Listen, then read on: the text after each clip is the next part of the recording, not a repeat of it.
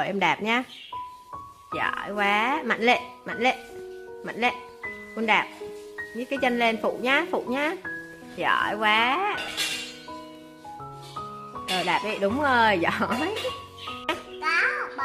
Đúng rồi, giỏi, nhấc chân lên con. Vuốt vuốt nhá, vuốt em nhá, động viên nhá. Rồi đạp đi con, đạp mạnh lên. Mạnh lên. Mạnh lên. Rồi giỏi. Nhấc cái chân lên, đúng rồi, nhấc cái chân lên.